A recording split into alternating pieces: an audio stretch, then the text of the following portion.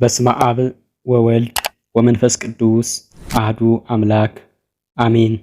በአብ ስም አምኜ አብን ወላዲ ብዬ፣ በወልድ ስም አምኜ ወልድን ተወላዲ ብዬ፣ በመንፈስ ቅዱስ ስም አምኜ መንፈስ ቅዱስን ሰራጺ ብዬ፣ ምንም እንኳን በአካል በግብር በስም ሶስት ብዬ ባምንም በመለኮት በህልውና በባህሪ ይህን ዓለም በመፍጠርና በማሳለፍ አንድ አምላክ ብዬ በማመን በሁለት ወገን ድንግል ንጽሕት በምትሆን በእመቤታችን በቅድስት ድንግል ማርያም በጻድቃን በሰማዕታትና በቅዱሳን መላእክት አማላጅነት በማመንና በመተማመን ስለ ሊቀ ሰማዕታት ቅዱስ ጊዮርጊስ ተጋድሎ እግዚአብሔር አምላካችን በፈቀደልን መጠን እንመለከታለን።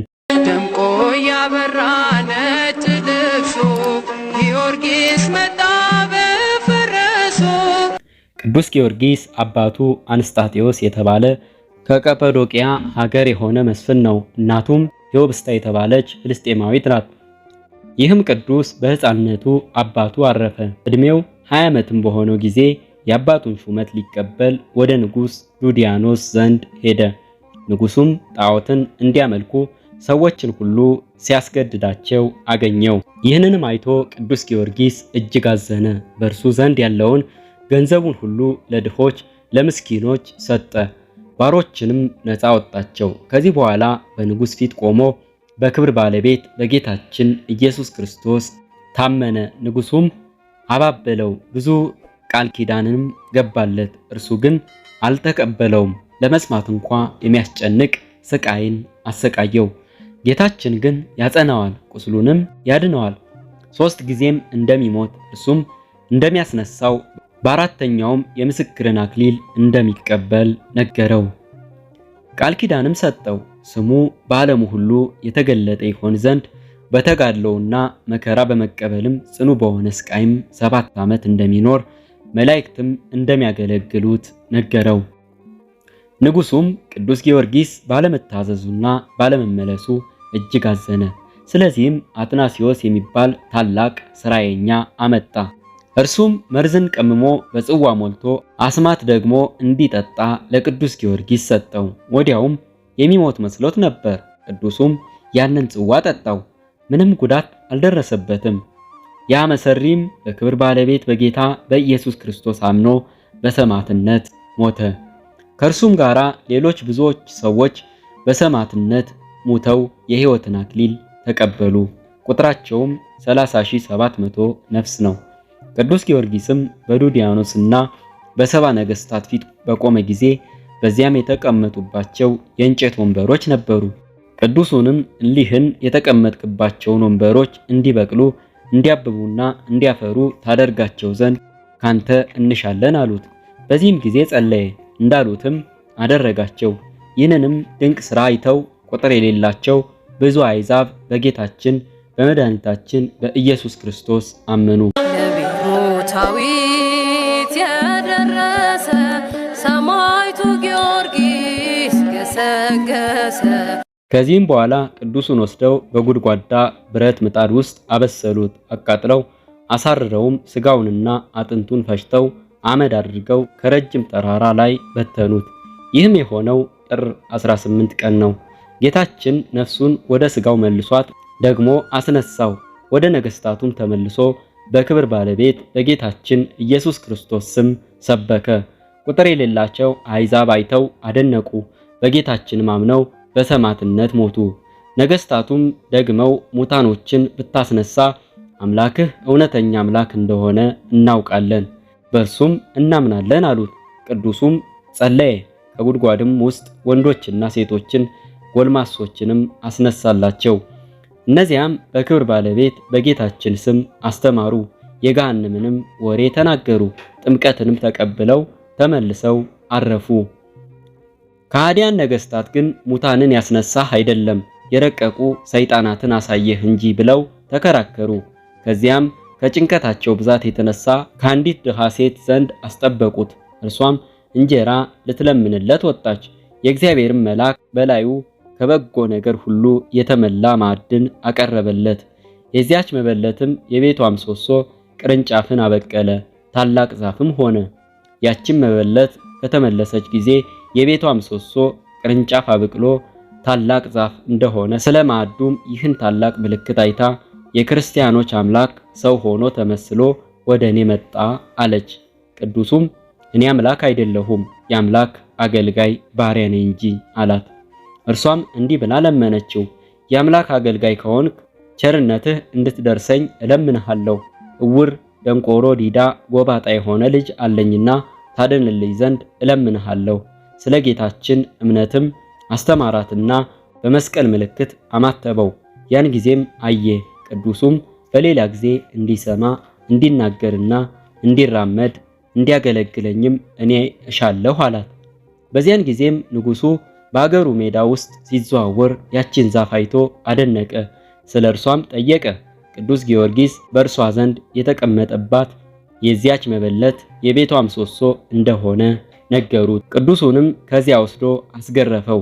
በመንኮራኩርም አበራዩት። ሙቶም ከከተማ ውጪ ጣሉት። ጌታም ከሞት አስነሳው። ወደ ነገስታቱም ተመለከተ። ንጉሡም አይቶ ደነገጠ፣ ስለ ሕይወቱም አደነቀ።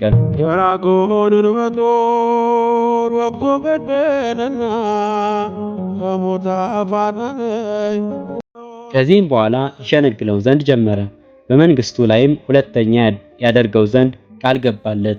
ቅዱስ ጊዮርጊስም እየዘበተበት ነገ በጠዋት ለአማልክቶችህ መስዋዕትን አቀርባለሁ፣ አንተም ሕዝቡ እንዲሰበሰቡ እዘዝ፣ እኔ ስሰዋ እንዲያዩ አለው። ንጉሡም እውነት የሚሰዋ መስሎት ደስ አለው። ወደ ቤተ መንግስቱም እልፍኝ አስገብቶ አሳደረው። ለጸሎትም ተነሳ። የዳዊትንም መዝሙር አነበበ። የዱድያኖስ ሚስቱ እለእስክንድርያ ንግሥት ሰምታ ቃሉ ደስ አሰኛት።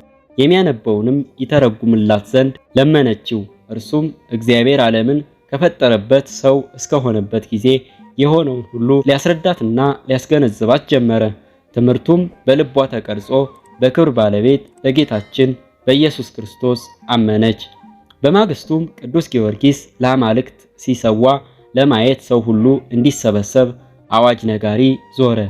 የቤቷን ምሰሶ ያበቀለላት ያቺ መበለት ሰምታ እውነት መስሏት እጅግ እያዘነች ልጇን ተሸክማ እያለቀሰችም ወጣች። ቅዱስ ጊዮርጊስም ባያት ጊዜ ፈገግ አለ።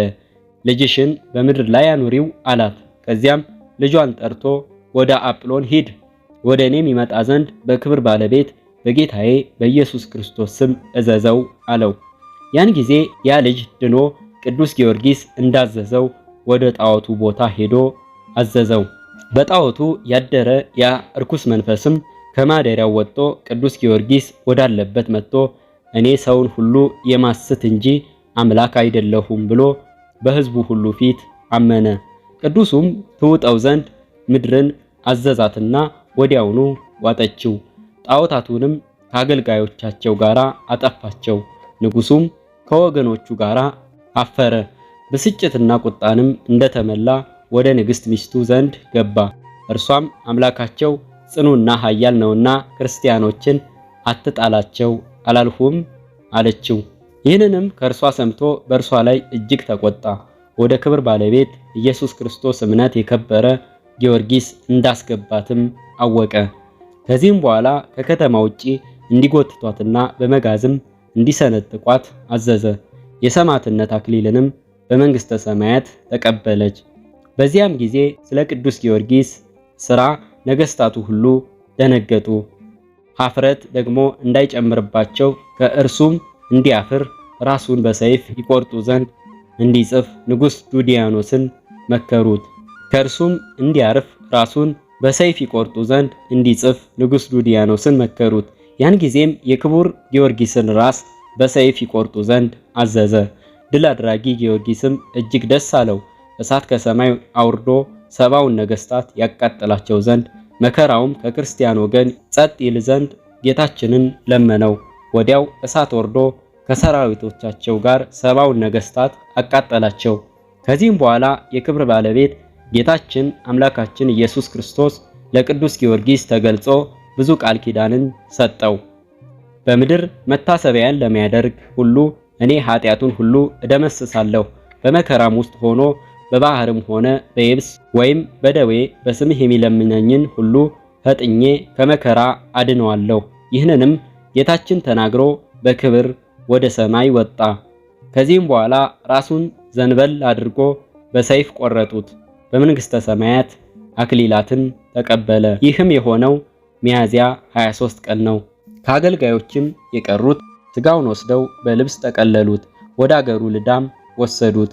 ቤተክርስቲያንንም ሰርተው በውስጧ አኖሩት። ከእርሱም ቁጥር የሌላቸው ብዙዎች ድንቆች ታምራቶች ተገለጡ። የቅዱስ ጊዮርጊስም አማላጅነትና ተራዳይነቱ ሁላችንን የክርስቲያን ወገኖችን ከስጋና ከነፍስ መከራ ይጠብቀን ለዘላለሙ አሜን። ምንጭ መጽሐፈ ስንክሳር ወርሃ ሚያዝያ። ውድ በዓለም ዙሪያ ያላችሁ የሆኒቲው መንፈሳዊ ቻናል ተከታታዮቻችን በዛሬው መርሃ ግብራችን ያቀረብልናችሁ ገድል ከብዙ እጅግ በጣም በጥቂቱ ይህንን ይመስል ነበር። በቀጣይ ደግሞ በሌሎች መንፈሳዊ መርሃ ግብራት እንገናኛለን። እስከዚያው ቪዲዮውን ላይክ በማድረግ ለሌሎች እህት ወንድሞቻችን ደግሞ እንዲደርሳቸው በማጋራት ወይንም ሼር በማድረግ ለቻናሉ አዲስ የሆናችሁ ወይንም ይህንን ቪዲዮ ለመጀመሪያ ጊዜ የምትመለከቱ ውድ ወንድሞቼና እህቶቼ ደግሞ ቻናሉን ሰብስክራይብ በማድረግ የደወል ምልክቷን ነክታችሁ ከዚህ በኋላ የሚለቀቁትን መንፈሳዊ መርሃ ግብራት መከታተል ትችላላችሁ። በያላችሁበት ሰላም እግዚአብሔር ይሁን። ወስብሐት ለእግዚአብሔር ወለወላዲቱ ድንግል ወለመስቀሉ ክቡር። ይቆየን። ቅዱስ ጊዮርጊስ አበርታኝና እኔም እንዳንተ በሃይማኖት ነጽና። ክብሬ ነው ክብርህን መናገሬ፣ ጽድቄ ነው ፍቅርህን መመስከሬ። ጌታዬ አምላኬ ልሃለው፣ ስጠራ ሳመልክ እኖራለሁ።